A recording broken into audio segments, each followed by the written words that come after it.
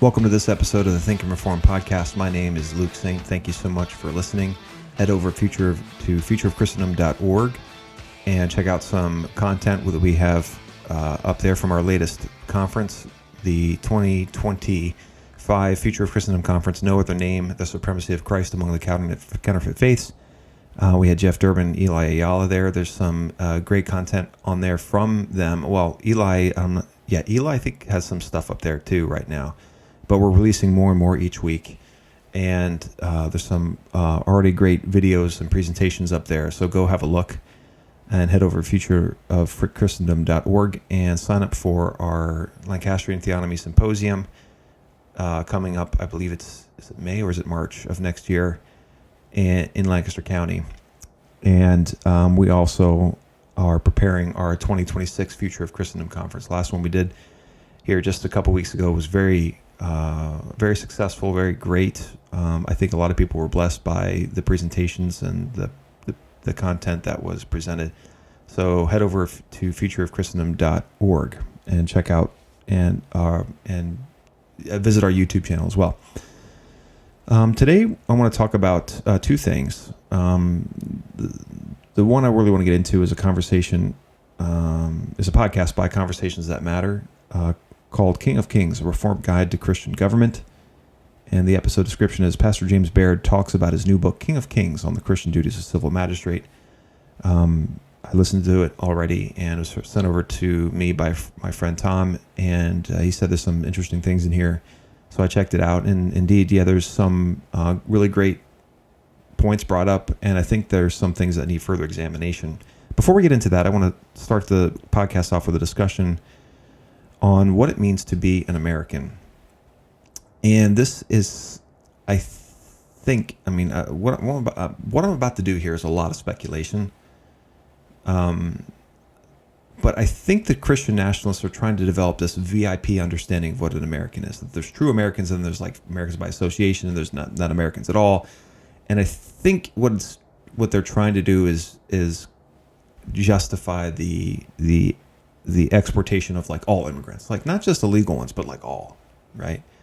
And they're kind of like trying to make this new definition, like only true Americans, and they're trying to be like Japan, I guess, and really trying to gatekeep what it means to be an American. And I think their like functional working definition of what it means to be an American, I think, is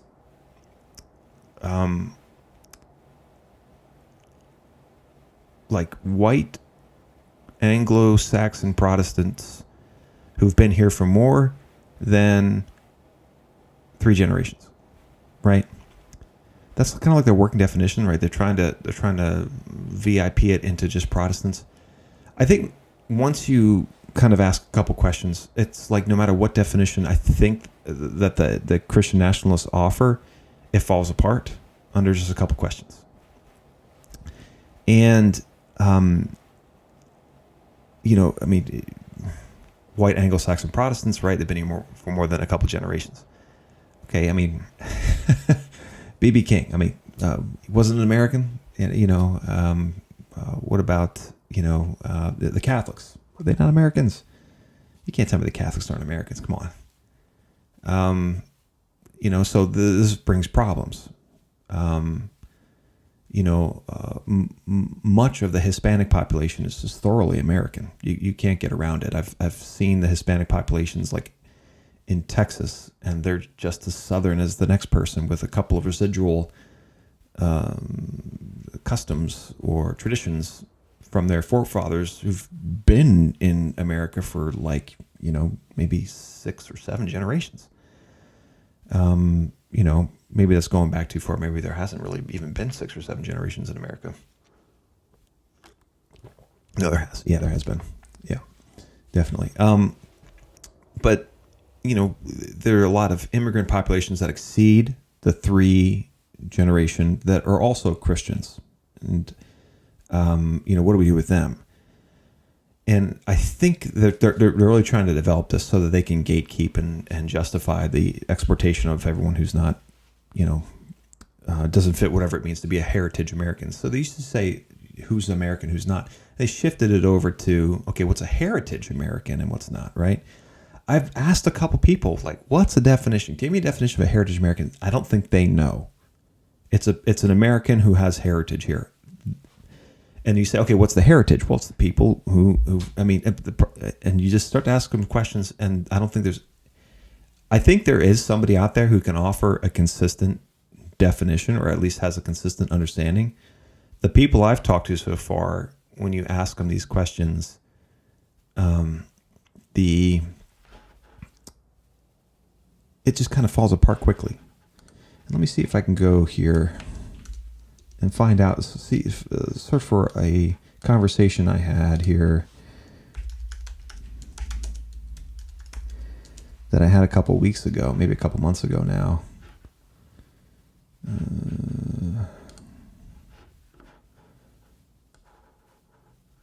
Okay, let's see here. Oh yeah, that's one right there. That's actually very interesting.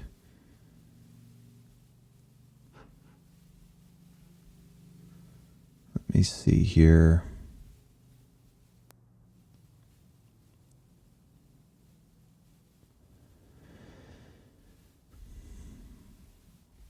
Yeah, and so, I'm seeing posts here. Someone named Seamus, what business, he's saying here on, I think it's on Twitter, what business hath a Chilean with the American nation? And Nathan Anderson, who a lot of people listen to podcasts are familiar with him, he says, I'm an American, but it's not that it's any of your business. And then Seamus comes back and says, are you though?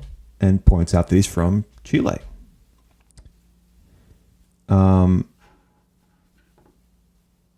And Nathan Anderson says, where are you from, by the way? And the response, I can't see the response here. But I guess the conversation continues. Oh, yes. Here we go. The response is, he says, where are you from, by the way? And the response is, United States. Last ancestor arrived here shortly after we won our independence from England, right? So, proud heritage American from Seamus. Nathan Anderson replies, cool, my ancestors arrived at Jamestown. I guess you guys were just a little late to the party. That's funny. Seamus says, all of them? If so, why did you forsake the land of your ancestors? Since you live in Chile, claim to be from there, at best you've despised the land of your fathers, but I have a sneaking suspicion all of your ancestors weren't here at Jamestown. Nathan Anderson says, I didn't say all of my ancestors were there, but I did have an ancestor who came over to Jamestown from my grandmother's side, which makes me more heritage American than you. It's okay, though. My ancestors let your ancestors live there, so it's all good. It's the whole heritage American game. Also, the whole heritage American game is stupid, so there's that. Okay, and so I don't think the conversation ended there, but that's all that he shared. And so, what do you got to do with like a guy like Nathan Anderson, right? He's Chilean, but his grandmother's ancestors came over here from Jamestown. It's kind of like, the conversation looks to me similar to reparations. Who's guilty? Who's innocent? How do we track this, right? It just falls apart after a couple questions. The heritage American thing, it just really does, because we don't know what to do with guys like Nathan Anderson there. Let's see.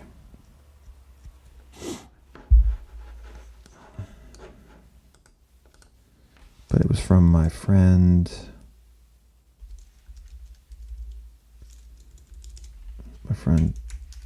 Jake. See if I can find this post where we... Okay. So my friend Jake Brown says, Happy Independence Day to all heritage Americans.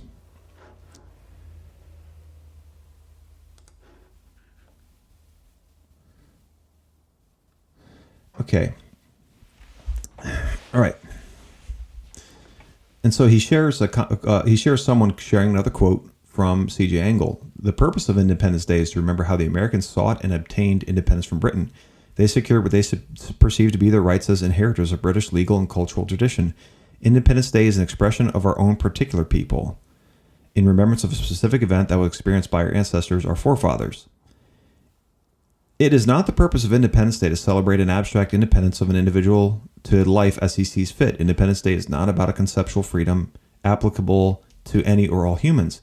It's not a day for foreigners to celebrate natural rights. It's about the American experience of separating as a people from their mother country. It's a celebration of a real historical event. Okay?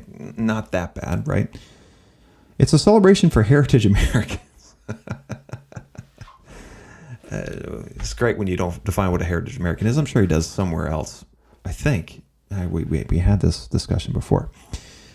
This is a celebration for heritage Americans who see themselves as inheritors of this shared cultural memory. Theoretical liberty based on universal individual rights that apply to everybody on American soil is not what this holiday is about. It's not about freedom of conscience or freedom of religion or freedom of individual self-expression or free market or diversity, but you will see post-war paper Americans pushing these conceptions of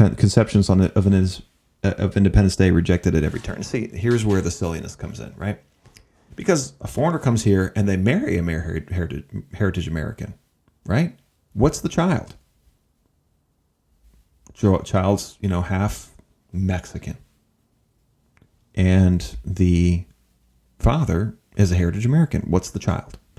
And this word falls apart. They don't know. They get weird with it. Like, well, he's kind of like maybe can half vote or something. I don't know what they do with that. But the conversation is very. It's like the inverse of it's like the inverse of reparations. Like, how do we make the people pay for the sins of the past? Right. That's reparations. Right. How do we make the people of today who have nothing to do with the sins of the past pay for it? Right. And heritage Americans is kind of like the inverse, where it's like, how do we make the people of today that have nothing to do with the wars of the past? How do we make them get the credit for it? Right. That's how I see it anyway. I'm sure they would say, "Oh, that's not what we're saying," but if we're not trying to give people credit who did nothing and had nothing to do, besides being descended from the loins of people who did do something, I don't know what the cash value of being a heritage American is. I don't really know what the cash value is. But I think what they're trying to do is turn it into cash value. And I think they want the cash value to be like, well, you have to have been here for three. You have to be at 3 generations. You have to be white. You have to be a Christian, and then you can vote, and no one else can vote. I think that's where they're going with it.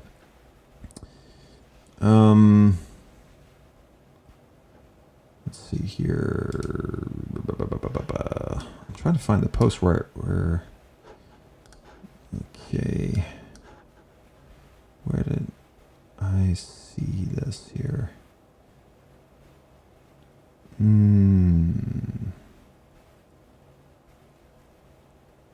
I had a discussion with him about this, and we got into it.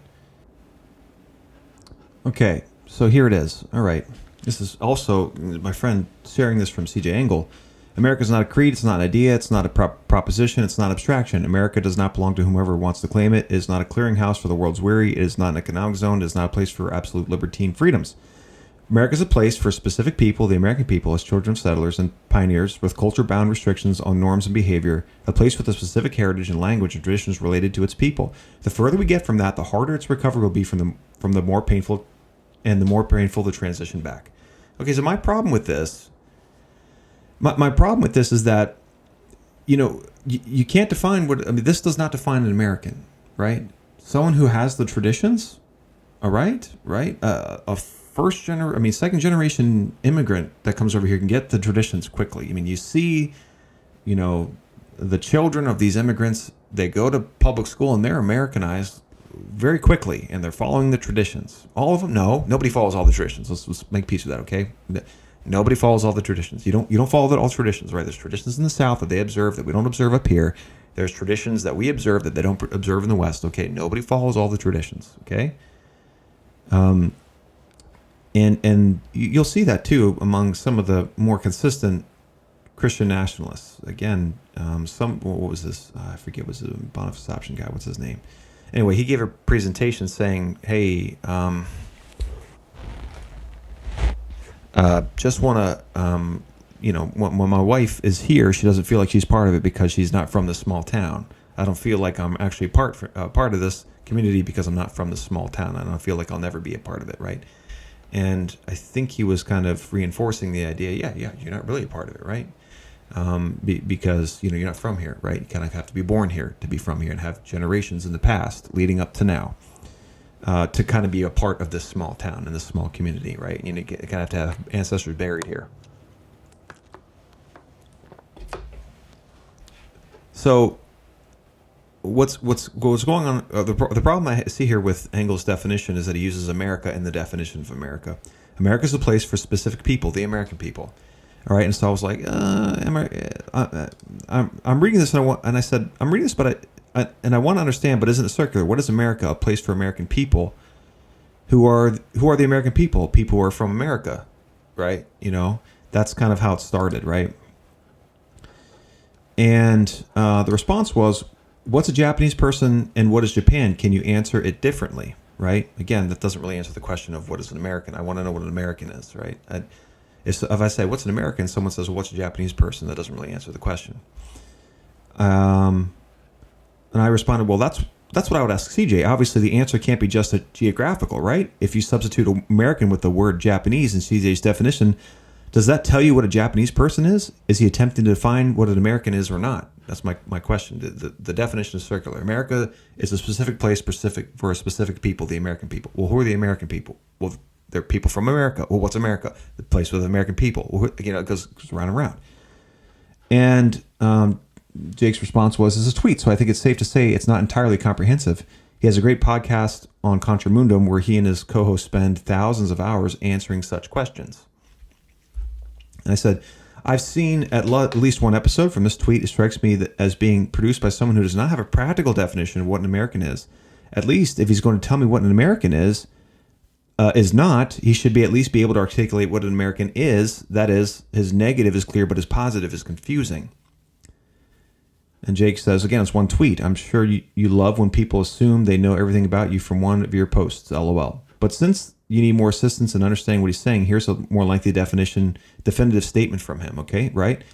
Okay, so he gives me a more lengthy definition of what is a heritage American, right? So we'll go to Twitter.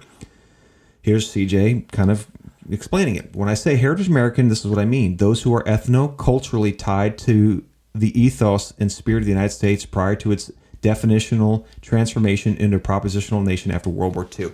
Totally confusing word salad. Totally, no, that is a bad definition. I still don't know what an American is. What does it mean to be tied ethno-culturally to the ethos and spirit of the United States? What does that mean? So he continues on. This, therefore, includes the type of people that came here during the Ellis Island generation, even if that was a significant socio-political mistake. We're also the product of our mistakes as a nation. It includes the blacks of the Old South, like Booker T. Washington. Great guy, love him. Though it repudiates any instinct that some of them have to leverage their experience for the purpose of political guilt in our time. It also includes integrated Native Americans with the same stipulation. It affirms, however, the domination and preeminence of the European-derived peoples, their institutions, and their way of life. Heritage America is centered around the experiences and norms of Anglo-Protestants. It was their customs, their instincts, their priorities, their norms, their struggles, and their perspectives that set the tone of the vision of Heritage America. Anything outside of that either assimilated or was killed off. Again, this is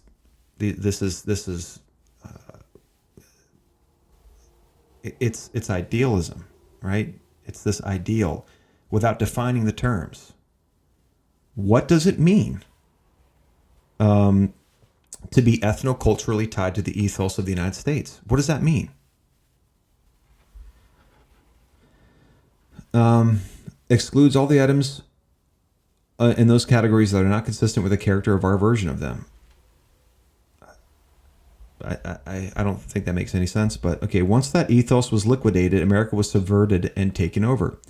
Heritage America has strong ethnic correlations, even types of hierarchies, but is not racially essentialist in an absolutist way. After all, we are not social rationalists. However, I should also note that this does not preclude any ethnic consciousness that might be necessary to confront the ethnic consciousness of the left and their own definition of friends and enemies. The point is that Heritage America affirms the basic goodness and defensibility of America as it existed prior to World War II and defined itself in light of a shared experience of an actual people, not mere propositions voluntarily assented to. To support Heritage America is to consider all the various factions, Yankee versus Dixie or Whig versus Democrat, as part of our story and mosaic. In other words, we don't let outsiders make us pick sides on those things. It is charming. It is a charming series of tensions that is only appropriate for Heritage Americans to debate about. A charming series of tensions? The Yankees versus the Dixies? Yeah, it wasn't charming for them back then. Once we are critiqued by the outsiders, we stand together and affirm the goodness of it all.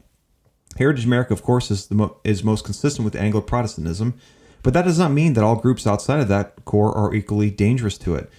There is a spectrum at play wherein some peoples are less threatening to its ethos than others. There is a high correlation between the spectrum and the broadening circles extending out from Western Europe, such that peoples like Indians or Southeast Asians or Ecuadorians or immigrated Africans are the least capable of fitting in and should be sent home immediately. Whereas groups like Irish or Italians or Catholics may not fit the original core, but we're closer on the spectrum, being Europeans. All politics is contextual and situational. All that to say, the key period is after World War II.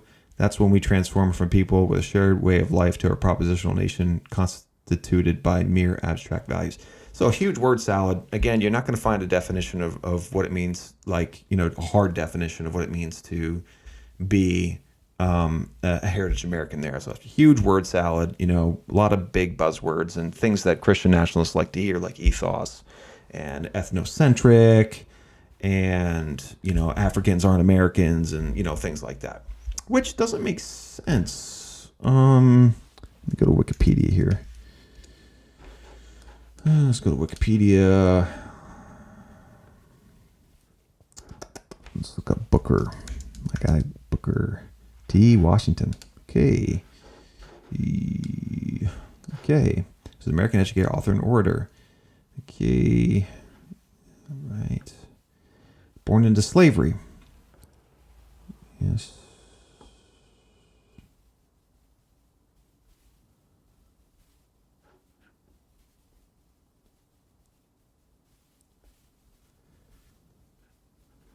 Okay.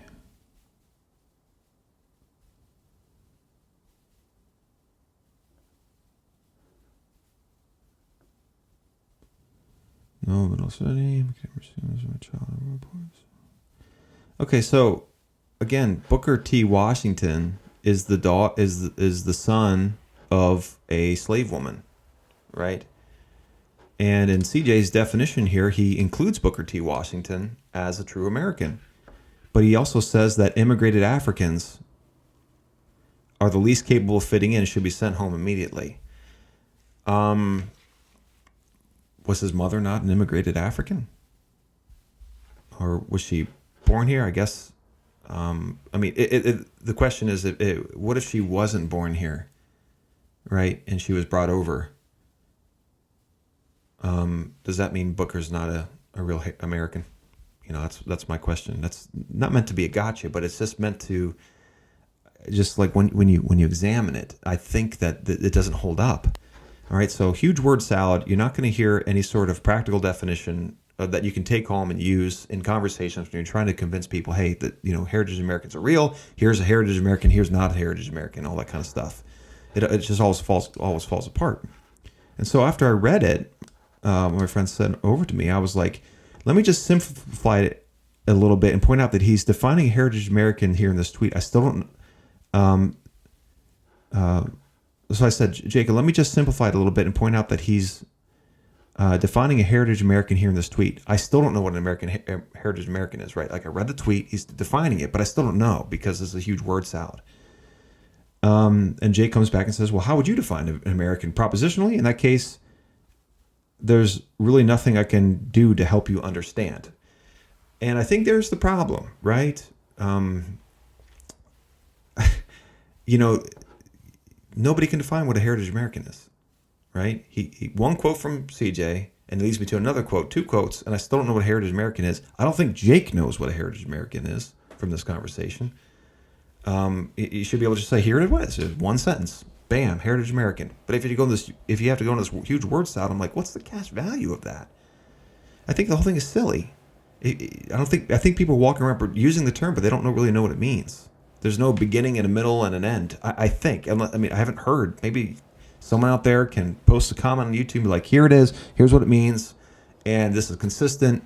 And, this is definitely a working definition. But I don't think CJ knows what it is. I don't think my friend Jake knows what it is. I think it's a lot of big words to say a lot of nothing. Respectfully. I said, well, and this is an argument I make here, right? I don't die on this hill, but so far I haven't heard a good rebuttal against it.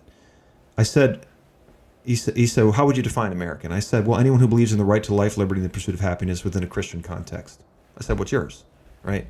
So that's what I believe an American is. Anyone who believes in the right to life, liberty, and the pursuit of happiness is an American within a Christian context, right? And they understand that from a Christian context.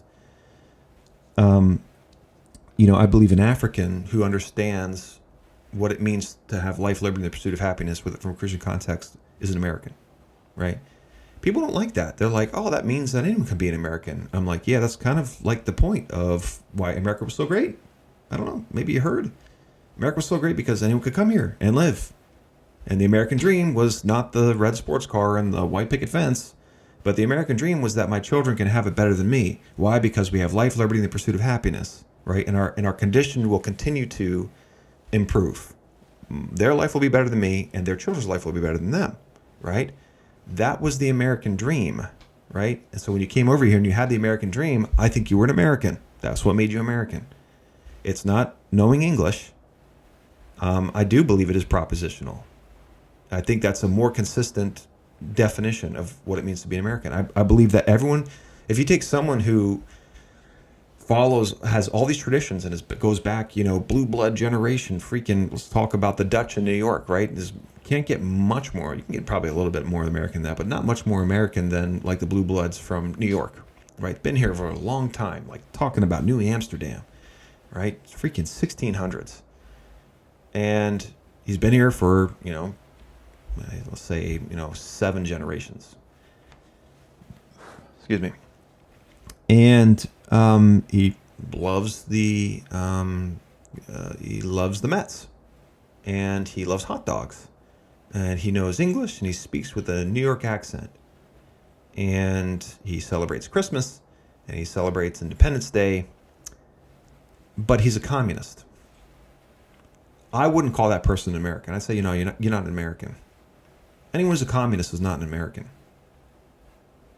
And because of things like this, it's led me to believe that yes, to be an American is propositional. So, a lot of people don't like that because they're like, oh, that means they can't gatekeep, right? It's harder to gatekeep when you make the idea of American being propositional. It's much harder to keep people out, right? And it's less easy to control who comes in and who goes out, and I think that's one reason why they don't like it. But that's my definition. And if someone says, well, here's some problems with that, I'm willing to have the discussion. But people kind of like their blood boils when I say that, especially these Christian nationalists, because I think it's like counterintuitive to their gatekeeping schemes, respectfully. And as you can see right here, Jake responds, so anyone can be an American. That's propositional. Thomas Jefferson, who wrote those words, would disagree with you. He doesn't quote Thomas Jefferson. I don't know why he doesn't quote Thomas Jefferson. I said, he says you also have to define the phrase life, liberty, and pursuit of happiness. And the founders did, and for whom they were defining them. It wasn't for all people, but a particular people in mind as stated in the U.S. Constitution. A particular people in mind as stated in the U.S. Constitution. Well, the life, liberty, and pursuit of happiness is not in the Constitution, right? So he kind of combines two documents there, and he's kind of theorizing a little bit there. But again, he doesn't quote the part in the Constitution that he's talking about. I would agree greatly with CJ's definition, but CJ provided no definition. Heritage Americans are Americans, which I think he covers pretty well as, again, it's just... Heritage Americans are Americans, which I think he covers pretty well as to who fits in that category. Again, Jake, I don't think Jake knows. Respectfully, my friend Jake, he would have just said, heritage Americans are this, what they are. Just one sentence. There you are. There they are. But he doesn't know. He says, I just think he defined it well. And I read you CJ's definition, and it's I think after reading it yourself, you're like, I still don't know what a heritage American is. The ethos. Silly. I would say some people can be naturalized, but not all people. Naturalization would also have to happen over several generations, just like with OC Israel. But again, he said Booker T. Washington was an American. But he wasn't here for several generations. Or can you prove that he was? Just as his mother Jane, you know? He was born in 1856. So they couldn't have been over here for that long.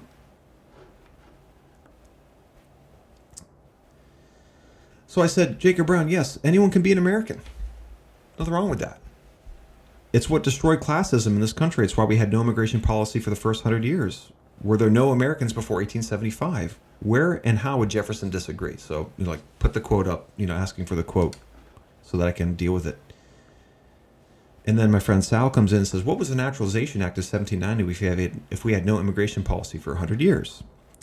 I said, that is about citizenship, not immigration. Obviously, the blacks were not given citizenship. Does that mean they were shipped off to Africa? Does that mean they have to leave America? Does that mean everyone who came over here had to report themselves to the magistrate? Of course, the answer is no, because there was no immigration policy until 1875. People get this confused all the time.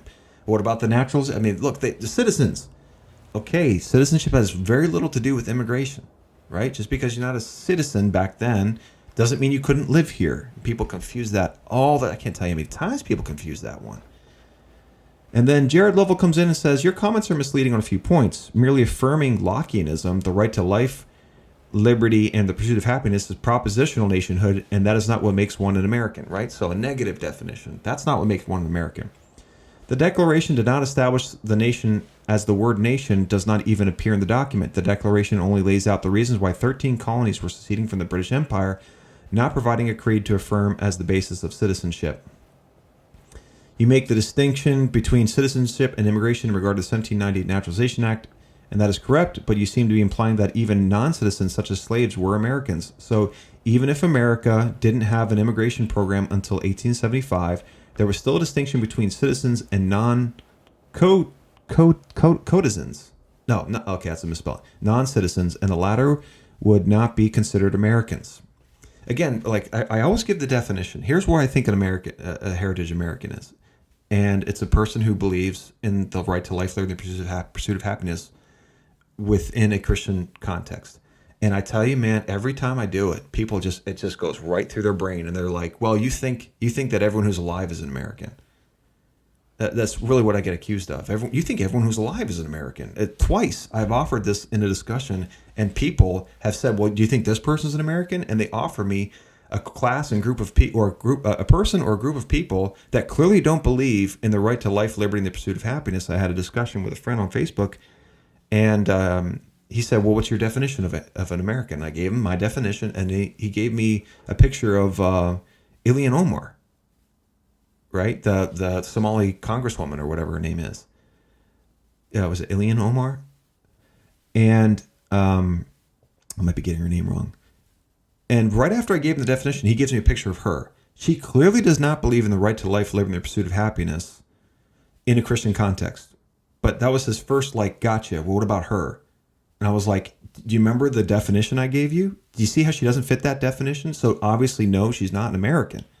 And this guy comes swinging in. Well, you think all the slaves were Americans? No, I don't, because I don't think they knew what it meant to to have life, liberty, and pursuit of happiness within the Christian context. I don't think they're Americans until they understood that. Just like Douglas, I don't think he was an American until he could articulate that. Then he became an American, in my opinion. Right? Same with Booker T. Washington. These guys, I don't think anyone's an American, really, or understands what it means to be an American until you can articulate what it means to believe in the right to life, liberty, and the pursuit of happiness within a Christian context. It's a simple definition. But every time I offer it up, people are like, you think these guys are Americans? And they offer me a group of people that don't believe or don't know or can't articulate the the right to life, liberty, and the pursuit of happiness, like this guy right here. It's so weird. And I think these guys are really trying to gatekeep here, and I think they're doing a bad job. Finally, immigration to the United States prior to the Civil War was overwhelming from the British Isles and Germany, and even that was a contentious issue. Immigration was not from all over the world. It was only after the Civil War immigrants began to come in from Southern and Eastern Europe and Asia, and in almost no time at all, the U.S. created an immigration program. New problems emerged and new policies were created to meet that challenge. So it is not correct to pretend that the U.S. for 100 years was one big multicultural melting pot. Immigration was not an issue. Never said that it was one big multicultural melting pot. And then I responded, I said, where did I imply that black slaves were Americans? Did you read my own definition of what an American is? And there was no response after that. So, he starts off the comment by saying, your comments are misleading. Merely affirming Lockeanism is propositional nationhood, and that is not what makes an American. But again, he doesn't know what makes an American. He'd offered no definition himself. And I think the Christian nationalists, you guys got a lot of figuring out to do here, because you don't know what heritage Americans are, but you use the term like you know what it is. And I don't think any of you, I've talked to several people about this so far. None of them know what a heritage American is. They can't define it. It terminates in mystery. There's all these big sounding words. But what does it mean to be an American? I offer to you humbly, anyone who affirms the right to, who affirms or believes and can articulate the right to life, liberty, and the pursuit of happiness within a Christian context. It's a simple definition. I believe that if you can do that, then you know what it is to be an American. Do you know all the customs? No. Are you the most American? Are you just as American as the person who's been here for 7 generations, but also affirms the right to life, liberty, and the pursuit of happiness? No, I believe there's different grades. There's different levels of Americans. Some are more American than others, right? Someone who doesn't speak English, who knows what it means to, or believes in the right to life, liberty, and the pursuit of happiness within a Christian context, is not as American as somebody who's been over here and knows and celebrates Christmas and, Thanksgiving and, his parents went to Harvard or what have you.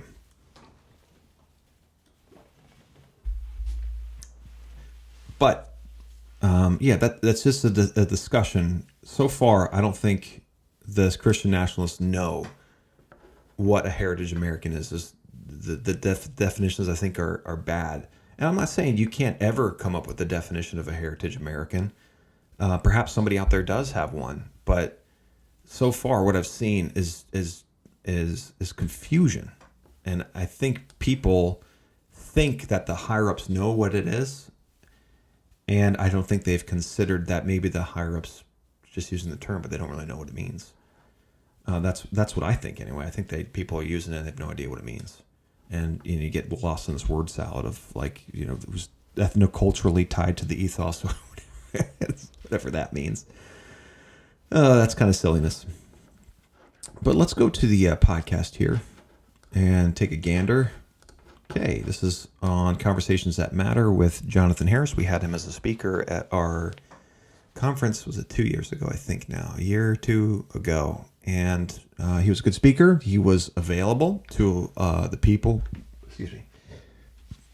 He was available. He was approachable, which was really great. That's what we want for our speakers at Future of Christendom. We want them to kind of stick around. Not all of them do. Kind of like the more important you are, the less likely you are to stick around and talk to, us common folk. But, and I get it too. But Jonathan stuck around and he talked to people, and he was approachable and had a really good talk at our conference. So here he is, and I think Jonathan and I, we kind of had a mini debate about immigration, and I don't think we see eye to eye on that, but I think there's a lot of things, since he's a Christian nationalist, and I think in this interview he kind of says, I don't use that term, I think. So I'm not really sure where he lands on everything, but I know that he and I probably wouldn't see eye to eye on everything. But here he is interviewing Pastor James Baird about his new book, King of Kings, on the Christian duties of a civil magistrate. So let's take a gander.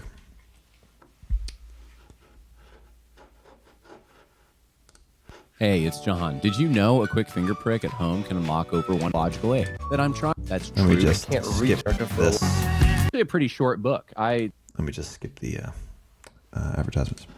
was a little intimidated when I first saw this. My friend, Pastor Sean McGowan, actually sent it to me in soft form. And James Baird, who's the author of the book, he's all a lot of time, some iterations of Christian nationalism. There's the word. And will get him a lot of the necessary information to understand the argument for, and I don't even know if James Baird takes this label on himself, but some iterations of Christian nationalism. There's the word. I think it's just like the Reformed tradition and the biblical teaching on Christianity and politics. But it's a good, I think, starter at the very least. So that's why I wanted to have James Baird on. He just wrote it. It's out through Founders. You can get it there. Welcome to the podcast, James. Thanks for coming. Thanks for having me on, John. It's a pleasure. So where can people go to get this? Amazon? Where is it? Just through Founders? Yeah, they can. It's right on Amazon. You can do the paperback, Audible, Kindle. But if you want the really nice hardback, which is what you have, you got to go to Founders. Oh, okay. I see. So did you record the Audible yourself or did you pay someone? You know, I didn't even know that they were going to do an audio version. And then I just saw it one day on Amazon. I haven't listened to it yet, so I don't even know if it's any good. Yeah.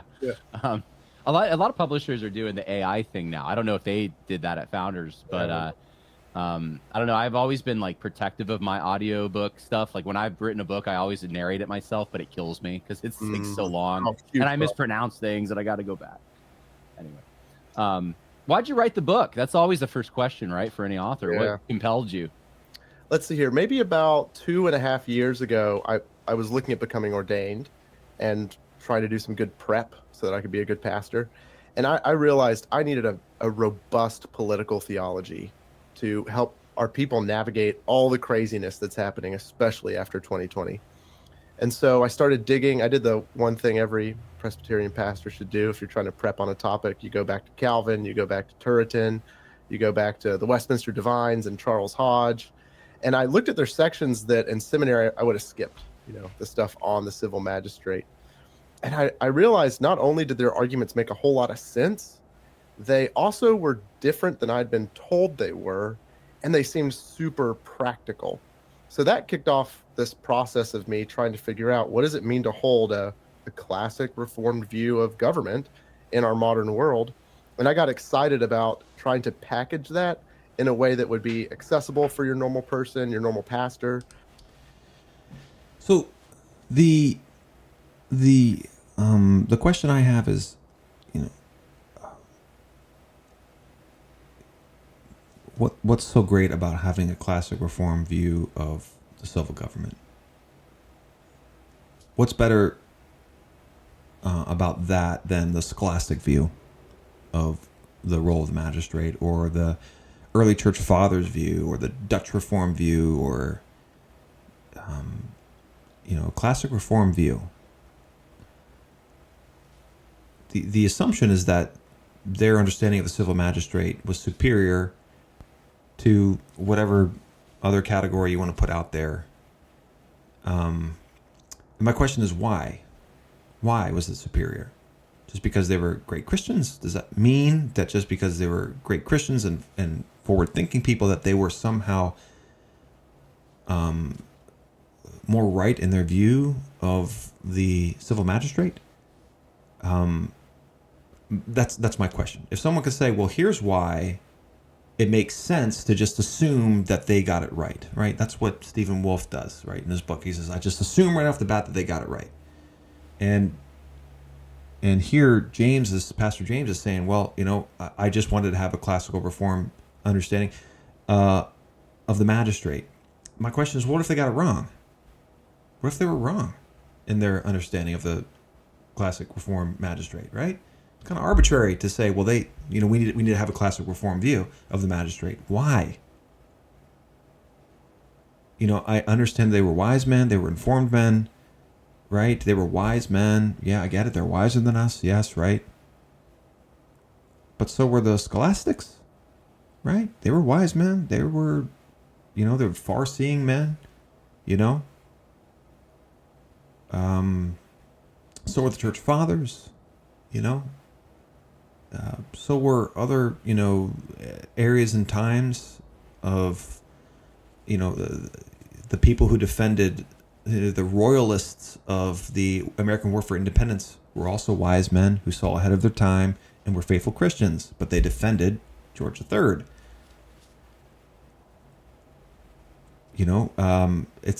It's kind of like someone saying, well, I wanted to have a founding fathers view of the civil magistrate. I wanted to have that. Well, why? Why? Well, because America's so great. Does that make them right about everything that they said? And I mean, that's not the claim. They're not saying, no one is saying all the reformers got everything right. That's not the claim there. But my question is, why do we just start off by saying, I desire to have their view of the civil magistrate? And my question is, what if they had a bad view of it? How would we know? But also really practical and kind of resonate with modern lingo. So modern categories of how we think about things like, what does it mean to be an exile people? And does living in exile as citizens of heaven contradict the calling for government to promote true religion? So it's kind of like a translation project a little bit.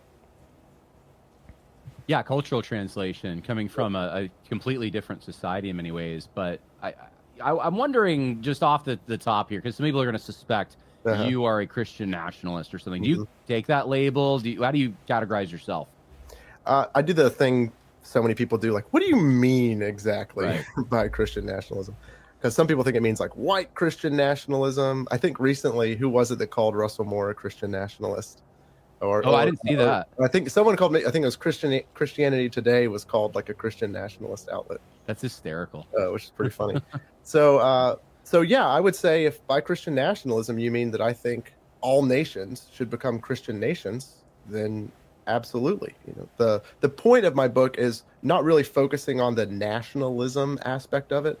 It's focusing on what I think is most important, and that is, what's the duty of civil rulers? Right. What has God called them to do? Right. Yeah. And so you don't. And just remember, the question is, what has God called them to do? And I think there's a lot of confusion that saying what the reformers have to say about the magistrate is synonymous with what God has called the civil magistrate to do. And that's what you see here, right? The question is, what has God called the civil magistrate to do, right? And if we're asking that question, obviously the place we go to is the Bible, and we go to, here's what the Bible says, because that's God's calling to all of mankind, right? He has shown you, O man, what is good. What does the Lord require of you but to do justly, love mercy, and walk humbly with God? If that's the requirement that God has set up, then He's shown us how to do justly, right? And the magistrate is concerned chiefly with justice. And so He says, okay, what has God required of the magistrate? But listen to the rest of this episode, and we'll see how much we go to for what God says versus what the reformers said. And I think what's going on is the reformers are synonymous with what the reformers say is synonymous with what God says. I think it's just a practical application. Now, these guys would never say that. But when it comes out to the practical, he's like, what does God say? And when we go to, okay, what does He say? Well, the reformers said, okay, that's not what God said. So just listen to the rest and see how often we go to God to what He said the magistrate should do, and how often we go to the reformers to see what they should do. Cover all the controversies that are out there about all these related topics. I feel in a similar way. Like, I don't take the label on myself either, and it's partially because there's Jon Harris, perhaps distancing himself from Christian nationalism, because I think Christian nationalism is outpacing Christianity. I think a lot of people talked about this before. It's all nationalism, very little Christian, and it's the word Christian is growing smaller and the word nationalism is growing bigger. And I think Jon Harris sees that. Multiple versions, and I just want to know, what does someone mean when they say that? But I would agree with everything you put in this book as far as the duty of the civil magistrate. I want to get into it because I think this is one of the big controversies. There's several, but this is one of the big ones, because in a liberal, pluralistic society, supposedly, right? That's allegedly what we have. We've been told that diversity is our strength, and that's including diversity of religion. And in fact, today we're actually doing this interview. I think it's significant today when a number of politicians, including Kash Patel, have tweeted out happy. I can't pronounce it. It's a Indian holiday or a Hindu holiday, I should Festival say. of Lights is the Festival of Lights, yeah. Diwali or something like that. Diwali, yeah. So, and this is new territory. I don't remember ever seeing that from which Trump celebrated. And a lot of Christian nationalists are angry about it, but you are the Christian nationalists who told us, hey, remember what time it is. You got to abandon your principles and vote for Trump because of what time it is. And that's what the Christian nationalists were saying. A national politician of any kind of status. And it's like, what do you do with that, right? Like, how do you, our grandparents would have been struggling with the idea of even having JFK as a Catholic in the White House. We're so far past that at this point, right? Is it, I guess I'll start here because you talk about this. Is it the duty of the magistrate, regardless of the country, to protect the church, to be Christian, to uphold Christian values, and what are the limits of that? Great question. So my book hinges on a central argument. I tried to make it very simple so everyone could follow it. And the first premise is the government must promote the public good. Okay, that's the first premise, right? And I'm sure he talks about it in his book. My question would be, where'd you get that idea from? Was that from the magistrates or was that from the Bible? I don't think the Bible says that the magistrate's supposed to do that, right? When we go to the Bible and it says, here's what I want you to do, it doesn't say anything about the public good, right? The best argument I heard for that was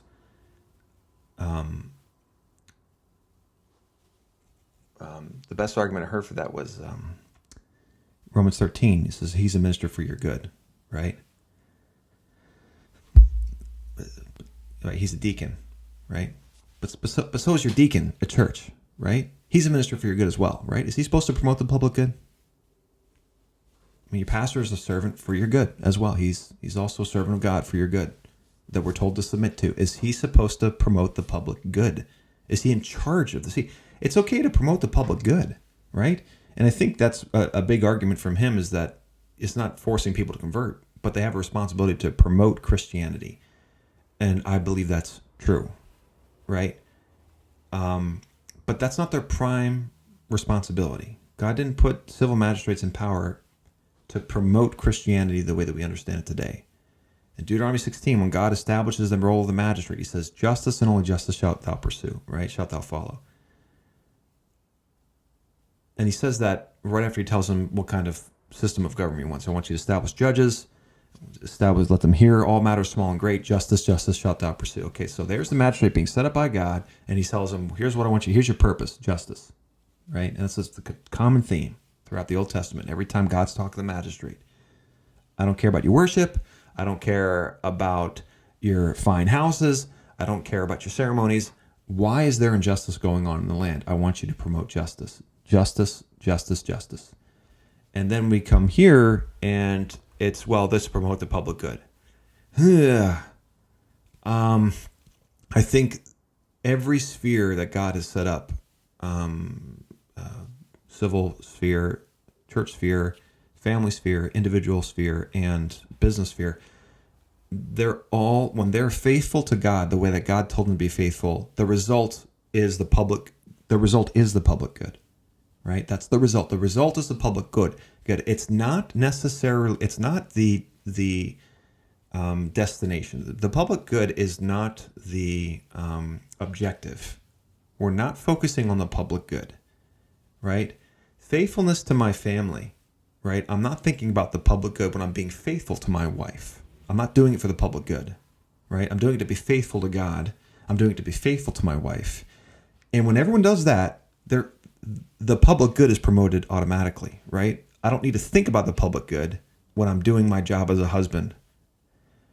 When pastors are doing their job, they're not necessarily thinking about the public good. They're being prophets and they're being shepherds, but they don't necessarily have the public good in mind. They don't need to have the public good in mind. They need to be faithful to Christ in the objectives that Christ gave them. And when they are faithful, the result is the public good. And the state doesn't have to have the public good in mind. They're not there for the public good. They're there to hear the cases, both small and great, and give justice to those who come to them for it. The result of that faithfulness is the public good. And the business and the individual, when we all follow God the way that God just told us to, the public good is the result. It's not the objective. Faithfulness is the objective, whatever way God defines. So when we say, okay, it's your job to promote the public good or be concerned with the public good, I think the bar's too low. The bar's way too low. I don't think God ever gave that responsibility to the magistrate. The confessions talk about it, right? But that doesn't mean they're right. So let's keep going.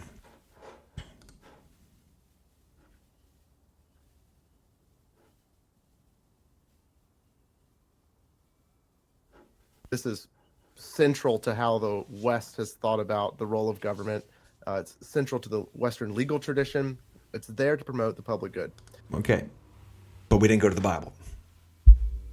Right? It's the West, the way that we've been thinking about it for a long time. The question is it biblical? Is it biblical? Right? The Reformation was not concerned about tradition. For 1,500 years, the church thought this way. That's what the Catholics were saying. But the Reformers had to say, I got to stop thinking about and being concerned with the way it's always been and look at the way that it is and kind of go back to the drawing board, a.k.a. the Bible, and say, wait, where did we go wrong here? And kind of be like Christian and faithful and go back to the straight and narrow because we're off. And we need to examine the way things have always been and ask, just because it's always been, does that make it right? And when someone says, well, it's the legal Western legal tradition, does that make it right? Does that make it biblical? It's even in the Westminster Confession of Faith. And then the second premise is... Right. And so again, he begins it off by saying, what has God required of it? But so far, none of the examples he gave are anything God said. It's tradition and confessions. True religion, Christianity, we know Christianity is the only true religion, is part of the public good. So if the government is supposed to promote the public good and Christianity is part of the public good, then the government has a duty to promote Christianity. And that entails not providing support to false religions, right? Because if you promote Christianity that's compatible with this, well, every religion is a different way to God, then what you're promoting is not the Christian faith. Agree with him here. Yeah, right. So you can, I think every sphere has a responsibility to promote Christianity. I have a problem with the public good, but if he's saying, yes, the civil magistrate has a responsibility to promote Christianity, I can go to chapter and verse in the Bible because I can affirm that, because Romans 13 says he must punish those who do evil, and people often forget about this one, praise those who do good, right? And if you're praising those who do good, to be consistent in that, you're going to eventually praise you're going to be praising people for doing the right thing. And that includes a praise of Christianity, I believe. So you want all the Muslims to be in jail? No, I would not recommend that. Oh, okay. All right. So, I mean, this is what people say right away when you say That's something right. like that, right? Like you just want to persecute anyone who's not Christian. That's right. I suppose there's two elements that maybe, I don't know if you see it this way, but maybe need to be separated. Like there's a prudential element, the circumstances we live in, Right. who lives under us. And then there's the universal kind of moral good, which we're aiming for. Maybe start there. Like what's the universal moral good when you say that the civil magistrate should promote Christianity? Does that mean he's going to take it upon himself to build churches? He's going to go baptize, and you're Presbyterian, babies. Is he like, so what are the limits? Aren't there like, isn't there a different role? I know you talk about this that the church has. That's right. So we got to make a few key distinctions. Once we say the government must promote true religion, like you need limits on that. The first one is that we have to understand that government and the church are different. The classic way is to say they're part of two different kingdoms. Both of them are ruled by Christ. You got your civil kingdom and your spiritual kingdom. So the church officers, they're responsible for preaching and church discipline, administering the sacraments, all your classic stuff. That's not the job of the government. And the government is in charge of protecting the church, making sure that everything goes well for it, and promoting it, encouraging people to go. So we're not at all saying that the government's in charge of church discipline, or the government gets to pick your preacher or something like that. They're distinct. They're two different powers. And in this way, he's going against the Wherein crowd, which is saying that, yeah, the government should be telling you to go to church, and they should be punishing you for not going to church, and they should be licensing pastors and licensing churches, and should be state church and all that kind of stuff. That's Wherein has officially taken that line of argumentation. So Reformed heritage people and Christian nationalists, I think, are drifting away from each other. But they work together, like, harmoniously. So that's the first thing, is that the government is supposed to support the church, not run the church. Very different. The second thing is that the government always has to make decisions that are wise and good for the people. So there may be something that is, let's say, right in principle, but would just be a horrible idea if you tried to enact it all the way right now. So one of them would be, let's say, making adultery illegal. It was illegal for a very long time. It's illegal in the Bible. But let's say that you all of a sudden make that law overnight and a whole bunch of people are fined or put in jail or something. Well, that would create so much social chaos that it would do the opposite of what you're intending it to do, which is promote the public good. So I can't agree with that. I cannot agree with that logic. That the chaos of outlawing adultery, being faithful to God in outlawing adultery, is not worth outlawing adultery. Maybe outlawing adultery when it's convenient for the nation, I guess. That's when you do it. You're faithful to God when it's convenient. But when it's not convenient and it's going to cause more harm than good, and how that's quantifiable, I'm not sure. When Roe versus Wade happened, which functioned like legislation, it wasn't, but it functioned like legislation, abortion became legal overnight. A lot of people started dying immediately. A lot of people started dying. We racked up death upon death upon death. Yet we still carried on as a culture, didn't we? There was chaos in the womb. And it's been chaos in the womb ever since, and we carried on as a culture. And when it was legalized, we still carried on as a nation. And my question is, Roe versus Wade becoming, effectively legalizing abortion overnight is somehow doable, but outlawing adultery is not doable? I wonder about that. I don't think I agree with that logic at all. Being faithful to God and entrusting Him with the results, even if it looks like it's going to cause chaos. Again, the bar is too low, right? The bar is too low. I can't be just in my office because it's going to not promote the public good. Well, hold on a second. How about you stop worrying about the public good and start worrying about what God told you to worry about, and that's justice, right? Worry about the public good later, right? That's none of your business. That's not your business. The public good's not your business. Your faithfulness in where you are results in the public good. And if you try to make the public good the standard, justice is sacrificed. You just heard it. You just heard him saying we should deny justice, God's justice, if it compromises the public good. Not even if it does, if we think it's going to. If we think in our foolish minds, if we look and say, I don't know what this is going to do, probably more chaos than good, then we probably shouldn't do it. And I present to you Exhibit A of holding up the public good above justice. The way that you try and achieve a godly goal should always be done carefully and wisely. And you also have to make sure you don't fall into a purity spiral where now you're trying to make, the kingdom of heaven on earth immediately and make everything perfect. You got to be wise. The way I like to put it is, it's the job of government officials to be profitable servants. What has God entrusted to you, and how can you return a profit? Yes. And I think, it's not a bad idea there. God has entrusted justice to the civil magistrate. How do you return a profit? Will you sacrifice the public good for justice? I think that's what you should do. Absolutely. I mean, that's basically the definition of a war. You sacrifice the public good in the name of justice.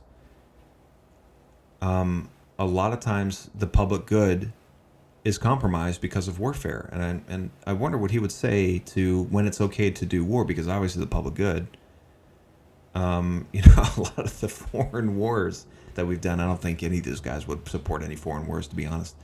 But maybe that would be his definition. Well, when the enemy is going to compromise the public good, you have to compromise the public good before he does, so that less of the public good is compromised later, I guess, or something like that. But just questions. You're not there to try and perfect everything. Yeah, that's a good way to look at it. So, I mean, I think of even what Jesus taught about adultery, that Moses allowed it for the hardness of heart. So there was a circumstance in which that wasn't the ideal, but because of the circumstances, they had to kind of regulate it in such a way. And I suppose there's things like that in our day. Like if we ended the welfare. Yeah, the claim in the scriptures is the law of the Lord is perfect. The Holy Spirit said that. Even God allowing it for the hardness of hearts. Paul Washer brought this up in one of his sermons when he said, God compromises his justice when he saves you. People are like, well, you don't want justice. If you get justice, then you'll burn in hell. And then he said that's so offensive to he thought it was offensive because he said you think that God's mercy is unjust, right? That God compromises his justice to show mercy, right? And he said that's so ridiculous. I think I agree with him. I think he's right that he's compromising that to say, oh, that you don't want justice from God, you want mercy, but that's to imply that when he shows you mercy, he's not giving you justice. But everything God does is just. God's never unjust. So when he shows you mercy, he's also being just at the same time, right? I think I agree with him there. I see what he's saying. And so when God accounts for the hardness of heart of mankind, that's a great thing. I'm glad that he did that. It's our hardness of heart that caused God to give us the law in the first place, because we needed it written down. We needed a written down explanation of the law, because we just couldn't, because the hardness of our hearts would not allow us to see or understand the law the way God wanted us to. But because we're sinful, finite people, he brought the law down and put it into words for us. That's a great blessing. I submit to you that he did that because of the hardness of our hearts. And I'm very thankful for that. Yet the law of the Lord is still perfect. And I believe that even though Jesus said, he gave you, because of the hardness of your hearts, he gave you, I've heard other people say, well, he never said that you're allowed to divorce. That's descriptive and not prescriptive. That's a different discussion. But let's grant the theory that God does allow a divorce through certificate. The law of the Lord is still perfect. You know what I'm saying? Fair system tomorrow, we would have a big problem on our hands. And it would, in a democratic system, at least with the mechanisms that we have, I mean, it would be a complete blowback against, because of all the people that would get hurt in the process, against whoever would be trying to achieve that kind of thing. Even though I think we would probably both agree. Maybe it needs to be a problem. You know what I'm saying? Maybe it needs to be a problem. Maybe that's something that needs to happen. Maybe we need to have that problem in this country. We need to bring it into conflict with the wickedness. Of course, the wickedness is going to have a problem with righteous law. They're going to. We shouldn't wait around and until the wicked people are okay with us, enacting righteous laws, and ask them, "Hey, are you ready?" No, okay, we'll tone it down until you're ready. I don't think we should be doing that. And this thing maybe goes down to incrementalism versus immediatism. That he who does not work should not eat. Like there's this principle that would make our welfare system in violation of that, at least. But then there are other things like abortion, right? I mean, isn't that a different thing where there's actually people killing? That's right. And how do you separate those two? Yeah, well, it's always the job of a government official is always to make a good judgment call. And that means you got to weigh alternative outcomes. So in the case of an adultery law, for example, the goal would be to try and limit the amount of broken families, for example. Yeah, the bar's too low, right? The bar is too low. God never says, this is what I want you to do. I want you to be careful about your policies because, there's broken families out there and I want you to limit the amount of it, okay? No, it's always repent and know the Lord, do justice right now. Stop waiting around right now. And that was, again, I bring this up all the time, but that was an excuse by the Israelites. They kept telling God, now's not the time. Now's not the time. And that was the, I'll bring this up again because it's relevant. I think it was Haggai.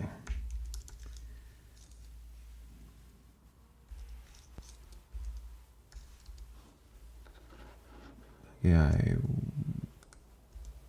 1. Yes, Haggai chapter 1. This is an excuse that God does not recognize.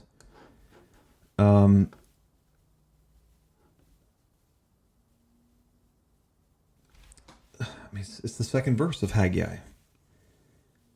In the second verse 1, in the second year of Darius the king, in the 6th month, on the 1st day of the month, the word of the Lord came by the hand of Haggai the prophet to Zerubbabel the son of Shealtiel, governor of Judah, and to Joshua the son of Jehozadak, the high priest. Thus says the Lord of hosts, these people say the time is not yet come to rebuild the house of the Lord. And then the response is it a time for yourselves from the Lord? Then the word of the Lord came by the hand of Haggai the prophet. Is it a time for you yourselves to dwell in your paneled houses while this house lies in ruins? Now therefore, thus says the Lord of hosts, consider your ways. You have sown much and harvested little. You eat, but you have not. You never have enough. You drink, but you never have your fill. You clothe yourselves, but no one is warm. And he who earns wages does so to put them into a bag with holes. Thus says the Lord of the hosts, consider your ways, go up to the hills and bring wood and build the house, that I might take pleasure in it and that I might be glorified, says the Lord. So the Israelites had a better excuse than us to not do the right thing, right? God is saying to them, look, first, they're in shambles as a nation. They're coming back. They're trying to rebuild, and they're trying to get their nation in order, right? And God is saying, I want you to prioritize the things that I want you to prioritize. Right? The public good wasn't here, right? There's no public good here. This is follow my ways the way that I told you to do it. Rebuild my house. Prioritize that first. And they were suffering. God says right here, you have so much and harvested little, so they didn't have enough food. You eat, but you're never enough. You drink, but you never have your fill. You clothe yourself, but no one is warm. So people are suffering in this regard, that they're not even warm. And he who earns wages does so to put them into a bag with holes. No one's accruing money. So the Christian nationalists come and say, okay, what's the public good? Well, let's get the people in order, and let's make sure everyone has enough food and clothing, and then we'll look around and see what the important things are. It sounds a lot like the immigration thing. Like, let's get the immigrants out, and then we'll look around and see like what we need to do. We just need to take care of these bigger problems first that God doesn't view as a problem. But we do, because we're representatives of our country and not representatives of Christ, and that's my accusation against them. But God is saying, your excuse that now the time has not yet come to rebuild the house of the Lord, that's not an excuse that God accepts, right? We can't do adultery laws because, these bad things would happen. That's not an excuse that God accepts. That's not. You got to be faithful wherever you are completely and leave the results to God. And if the wicked suffer because of a righteous law that is enacted, that's their fault. That's not your fault as a magistrate. That's not your responsibility to look out across 350 million and try and juggle 350 million people and try and juggle what the public good is. You can't do that, all right? You have no clue what the public good is. Nobody has any idea. One person cannot control the public good of an entire nation. A body of representatives cannot control the public good of an entire nation, all right? That requires everyone being faithful where they are in their spheres. It doesn't even require like every single person, but it requires institutional faithfulness. Institutional faithfulness in the state, institutional faithfulness in the church, institutional faithfulness in the family, and that will result in the public good. But sometimes even one of these institutions being faithful can affect the others so much that the others start to get their act together. So I just don't think it's not a good excuse to say, well, it's not the time now because, it would cause more harm than good. That's not an excuse that God accepts. Well, if all of a sudden you're putting everyone in jail because they've all committed adultery, what have you just made worse? Well, there's no one taking care of them now. Well, similarly, when you think about abortion, for example, what higher good could possibly outweigh the killing of millions of babies? It doesn't make sense. Now, the way you want to write those laws, let's say the timing that you roll them out, maybe there's a progression you see, maybe you can do it in a smart way to where it doesn't. I think he would probably side with Doug Wilson and Toby Sumter in their debate that they recently had with Durbin and Pierce. Cause immediate chaos, but the goal there should be to. I just don't understand. As quickly as I don't understand how abortion can become legal overnight with Roe versus Wade, and we carried on as a nation, but suddenly outlawing all abortion would result in chaos. Possible. Stop as many needless killings as you can. Mm-hmm. Would you go? I mean, these are moral laws, but would you do things that are like overtly Christian? What I mean by that is like, would it be like a goal to get to the point where non-Christian religions are outlawed? I think that's one of the things people are scared of. I know you get into liberty of conscience a little bit. Like maybe work through that with us. Yeah, well, it's impossible for the government has no authority over your conscience. It can't, right? The government can't reach into you and change your beliefs. Not only should it not, it doesn't have that power. So it would be impossible and wrong for the government to say, start trying to regulate your beliefs or something like that. What the government should do and has done in America for a long time is make wise laws that make it easy to be godly and hard to be sinful. So the Westminster Larger Catechism, the confessional document. Again, we still haven't gone to the Bible yet. Of my church, they talk about how it's the job of civil officials to remove monuments of idolatry. So if you've got a huge Hindu statue, you have a Nebuchadnezzar-like item, it's the job of the civil official to try and remove that. Now, did you just make Hinduism illegal? No. But you're not allowed to have a huge monument in a public space. The inverse, the positive way to do that would be how we used to design towns. What would be in the center of town? Big, beautiful church. It's easy for people to get to. There's even a law at Princeton University where no building can be taller than the chapel. And so when they wanted to build a big library, they had to do it multiple stories down underground because it was a regulation that was on the university. I did not know that. Yeah. I wonder, is that how they used to purposefully design when they designed a town? They're like, okay, put the church in the middle and everyone put houses around it. Or was it that this church was started and then the houses, because there was a church there, the houses naturally went around it? I guess there probably were people that designed towns and they probably purposefully put the church in the middle. I guess that's a chicken or the egg question. I know that Rushdoony made the claim that a lot of cities were started by Jewish tradesmen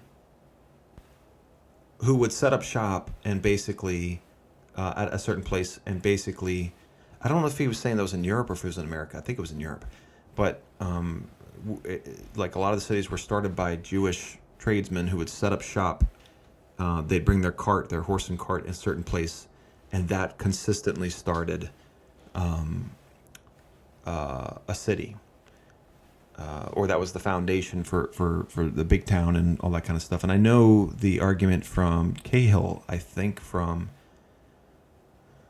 How the Irish Saved Civilization, his argument was similar, that many monks started towns just with a walking stick. They would go and they had the system down and they would, start whole towns just by walking there and setting up shop, whatever that means there. That was very interesting. I wish I could read that for you. It was a very interesting claim.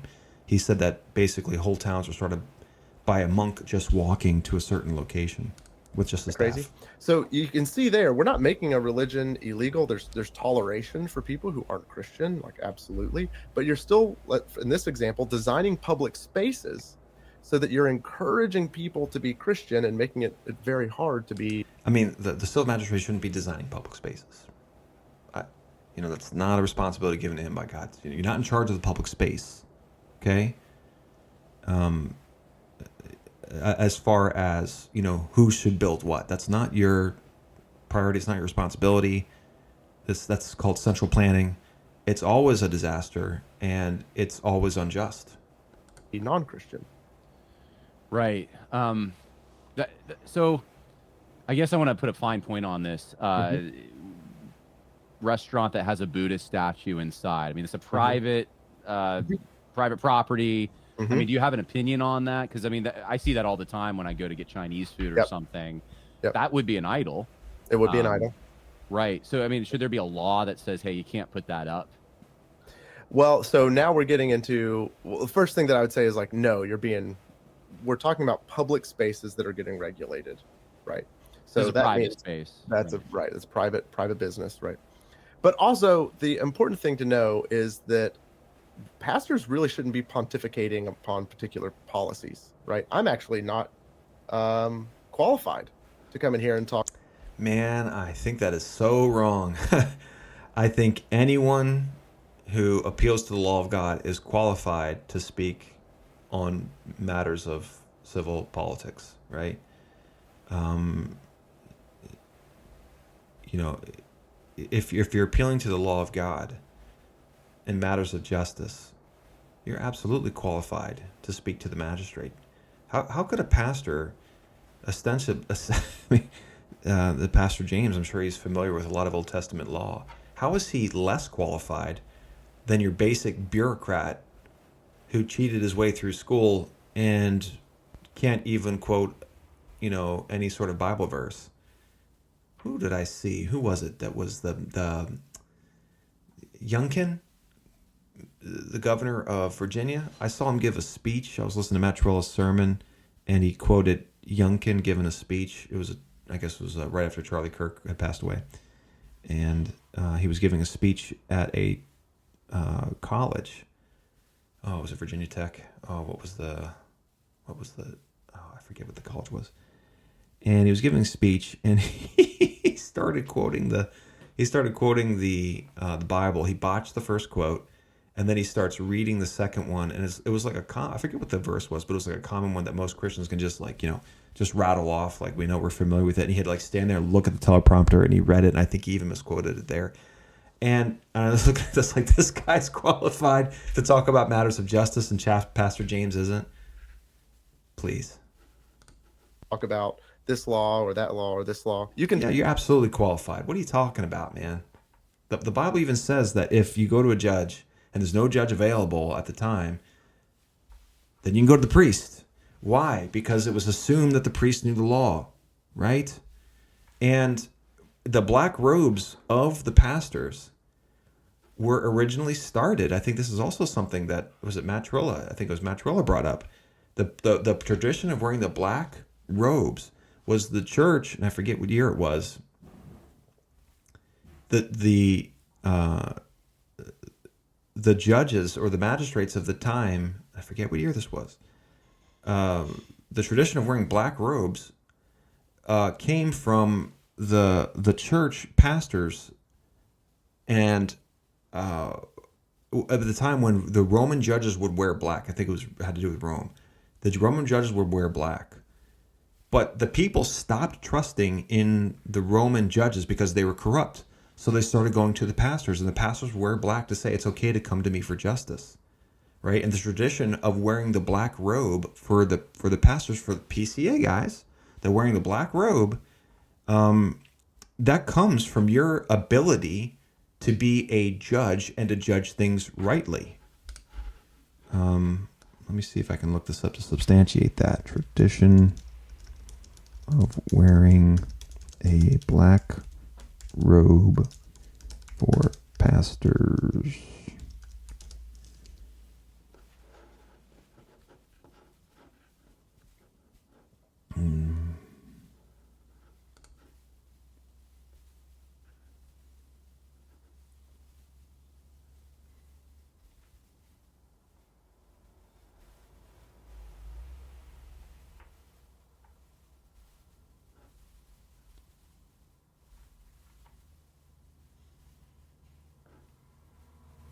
Okay, I'm getting several different reasons here.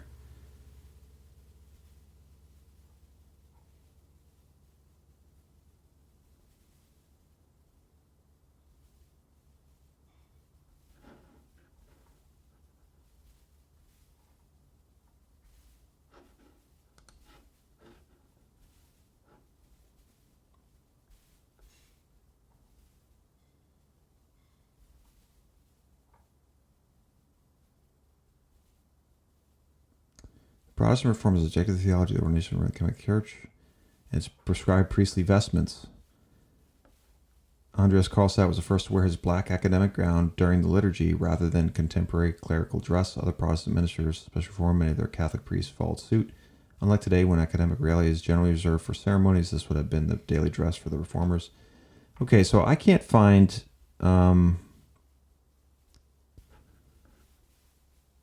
I cannot find the story of where they first started wearing black.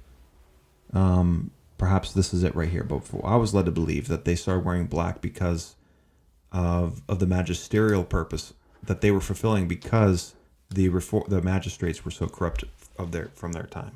That's what I was. Maybe I'll have to do some more research on that, or maybe I'll have to call it Matt Terrell and ask him about that. Or I think it was Matt Terrell that told me about that. Okay, but let's continue. Yes. Every pastor who knows the law of God is absolutely qualified to speak on matters of justice, right? Being elected does not mean that you're magically qualified. There's no sort of secret knowledge that's given to you, comes down like, I'm elected, and your eyes go white, and you just kind of like hover in the air for like maybe 30 seconds as angels sing around you, and like this secret knowledge comes in your mind. I know how to do policies now.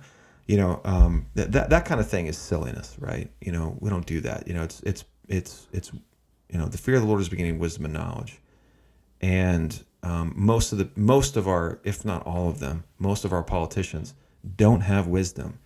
They're unqualified absolutely unqualified to make decisions, even if they're elected. I submit to you that Donald Trump is completely unqualified to make decisions about this nation. He's he's a completely unqualified person to make decisions about this nation. Is he smart, and is he strong, and is he politically savvy? Yes.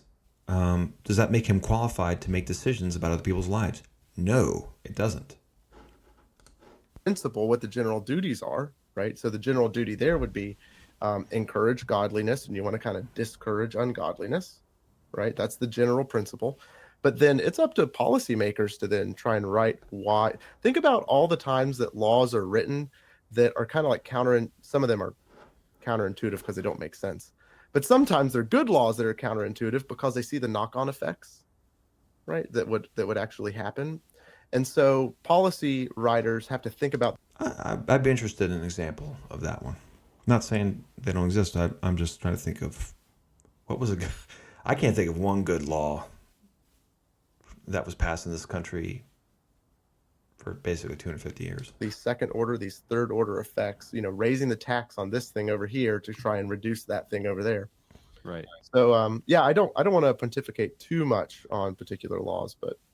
Right. So the principle you're working off of, though, is that in general, the government, their magistrate, does have the authority to punish or regulate idolatry, to try to bring the numbers down, so to speak, to discourage it.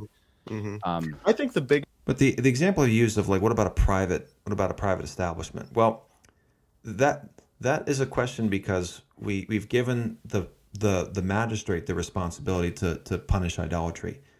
But what we've done is we've taken the ability of the Christians to prosecute idolatry, meaning that if someone goes into a private establishment, it's a restaurant, and there's a statue of Buddha sitting there, the righteous should perpetually be free to bring that person before magistrate and say, hey, I just walked into this establishment here, and this guy is committing idolatry. Then this is a violation of the first and second commandment here. I would like to prosecute this man. We should have that ability. But since we're not thinking biblically, we're thinking traditionally, confessionally, statistly, we don't consider that maybe the solution to this problem is not giving the magistrate more power, but taking the power that the magistrate took away from the people and giving it back to the people so that we have the power to prosecute these things, right? And bring it before a judge. But if we protect that guy's ability to have a shrine, statue, idolatry in his own establishment that people are walking into, he wants people to walk in there, so he wants people to see it, obviously. So it's public, right? If it's a private establishment and people are coming in from off the street, right? They can kick anyone out that they want to. But if it's seen that there's a shrine in there, then according to God's law, people have a right to prosecute this man and bring him before a judge. But if we say, well, only the magistrate can punish idolatry, then it becomes a tough and tricky question of where did the private rights of the citizens begin and the ability of the magistrate to regulate, that's the term he used there, idolatry, where does it end? I guess in American Presbyterianism in particular, the focus isn't so much on regulating it the way you're talking about. It is about setting a positive example for the people. And that's really the point of my book, is that what's even more powerful than legislation is social customs. That is... I am 100% in agreement. I think that's absolutely well said. I agree with him 100%. What? The way that you're ordering our time. What's one of the big things that the U.S. presidents would do to encourage godliness? They'd call a Thanksgiving Day or a day for national fasting. They wouldn't force you to go to church. They would invite you to go to church, but it's the president who's inviting you to go to church. And they would force the businesses to shut down. Well, I wouldn't agree with that, but yeah, absolutely. I think he's absolutely right. And I think that's how the magistrate should lead, is by example. And I don't think Wolf and his cohorts think that. I think from what they're saying, his practical application was the magistrate's punishing people for not going to church. So that's not leading by example. That's formalism. I think Wolf wants formalism reigning.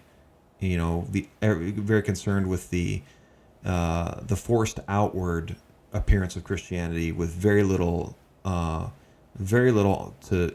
almost no presence of justice in the land that day.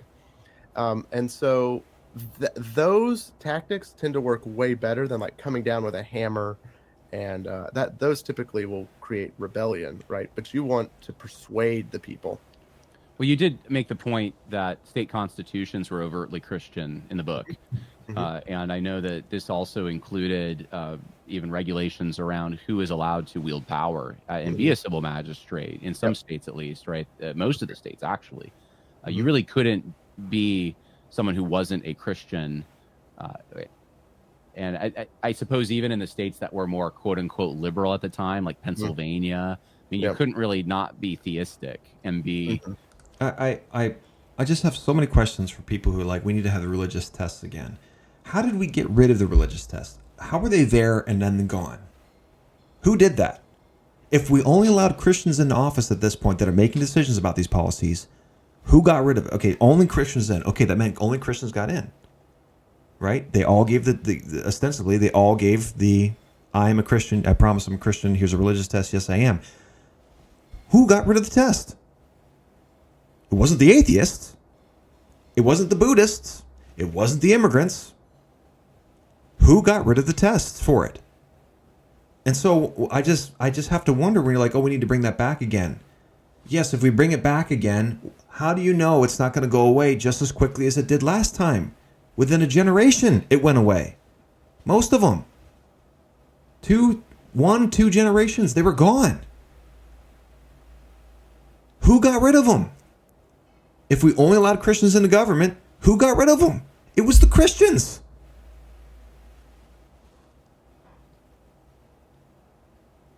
I think you're focusing on the wrong thing. We're like, we need to have religious tests again. That got us nowhere last time. That got us nowhere. The Christians got rid of it. And so putting into law is completely useless because the same people put into law, the same people got rid of it. It wasn't the atheists. It wasn't like, we got, a bunch of secret atheists in there, like, let's get rid of the religious tests. If only Christians had gotten in, who got rid of them? It was the Christians again. I think you're just focusing on the wrong thing when you're like, we need religious tests again.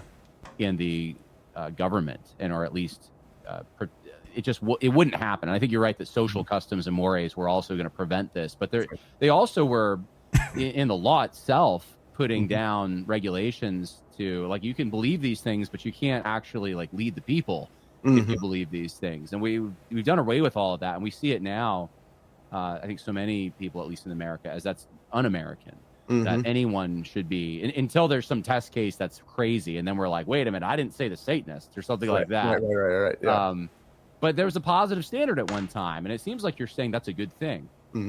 Absolutely. Yeah, you go through the state constitutions. Most of them required you to be Protestant. And sometimes they would say explicitly, like in my home state of Georgia, it said you have to be Protestant if you're going to serve as a representative. But other times they would be writing a general Christian statement of faith, but it was written in such a way that it's clearly Protestantly coded. So you would have to acknowledge the Trinity, and then you would also have to acknowledge the Old and New Testaments as divinely inspired and given. That's a very Protestant way of talking, right? You don't have a statement about the Pope in there, for example, which is exactly what you would expect. So yeah, these are very important. And one interesting thing is that you have a Presbyterian minister who was a chaplain to Congress who writes a case for Pennsylvania to have a religious test for office.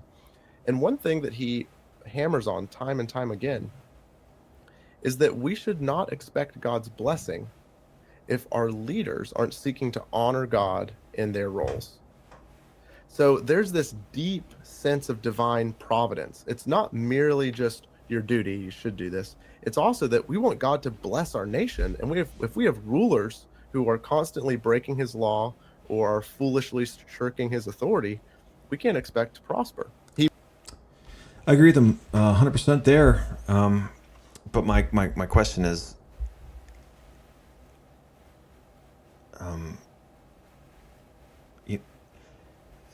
I think there's only one political system where God is truly the king. And that was his theocracy that he set up in Old Testament during the time of the judges. Once they got rid of the kings, once they instituted the kings, they simultaneously rejected God. Their desire to change government was a desire to reject God as king, right? Their excuse was, we want a king to go out and fight our wars for us or whatever. And God said, do what they say. They haven't rejected you they haven't rejected the political system.